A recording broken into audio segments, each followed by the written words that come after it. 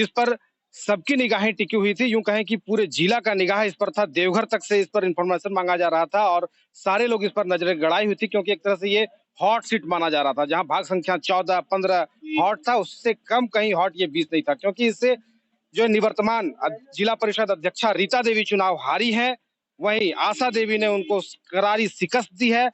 जहां रीता देवी 8वें राउंड तक लगभग हर राउंड में कुछ न कुछ मतों से वो बढ़त बनाई हुई थी। कभी शुरुआत में 1550, फिर 900, फिर 450, 200, 300 इस तरह से बढ़त बढ़ते जा रहा था। लेकिन अंतिम राउंड में 331 मतों से आशा देवी ने उन्हें करारी शिकस्त दी। हमारे साथ आशा जी हैं, बात करेंगे।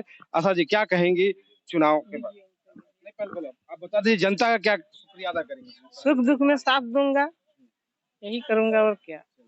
इनके साथ हैं इनके पति चानू मंडल जी, जो कि सुबह से ही लगे हुए हैं, बेचारे उम्रदराज भी हैं और काफी थके हुए भी हैं। उनसे बात करेंगे। क्या कैसा महसूस हो रहा है, क्या बोल रहे हो? बहुत खुशी हो रहा है क्योंकि ये जो जीत हुई है ना, धनबल के सामने जनबल की जीत हुई है, ये जनता की जीत है। ये सीट बहुत हॉट सीट, आप लोग ही बोल रहे हैं कि हॉट सीट था और पूरा जिला का नजर इस पर गड़ाई था। मैं यही कहना चाहूंगा, जनता ने जो मैंडेट दिया है, जनता ने मुझे जो जिताया है, उस पर मैं खरा उतरूंगा और जनता का हर सुख दर्द में साथ रहूंगा, चाहे जिस तरह से उसका कठिनाई हो, मैं उसके साथ खड़ा रहूंगा।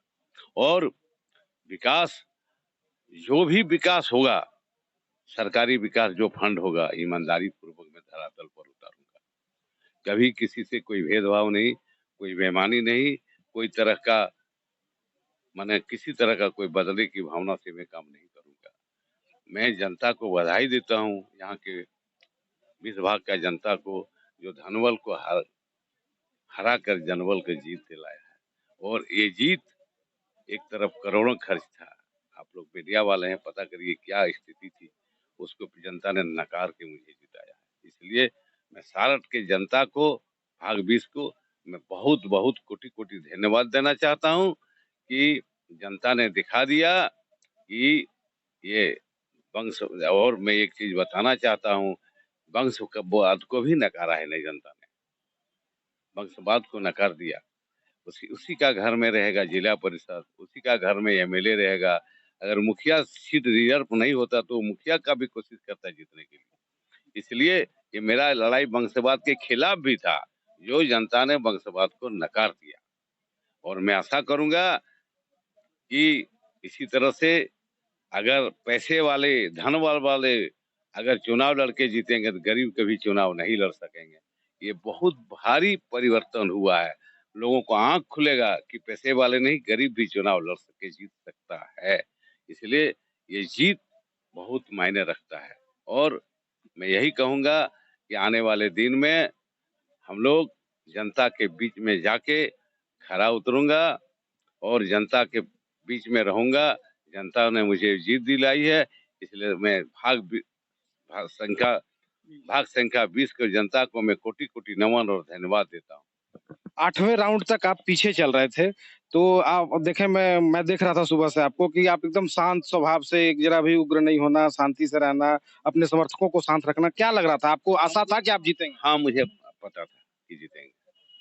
जब क्षेत्र में मैं घुमा था तो मुझे पता था कहाँ कितना वोट मिला है, इसलिए मैं निश्चित थी। ये पता था कि 8वें राउंड में, 9वें राउंड में जो है आपको ये वोट मिलेगा। ये कहाँ से आपको ये जो जीत का जो आप बढ़त बनाए, किस पंचायत में आपको कहाँ से क्या? पलमा, वहां से मुझे बढ़त बनाई और मुझे विश्वास था वहाँ बढ़त मुझे मिलेगा। हमने वहाँ बहुत मेहनत किया था और वहाँ के जनता ने साथ दिया था। वैसे सारी जनता ने साथ दिया है, सारे लोगों ने। क्या लगता है आप फिर अब अध्यक्ष पद की दौड़ में रहेंगे? अभी तो समय बताएगा, अभी इसके लिए कुछ नहीं बोलूंगा, समय बताएगा, इसके लिए अभी कुछ नहीं बोल सकता।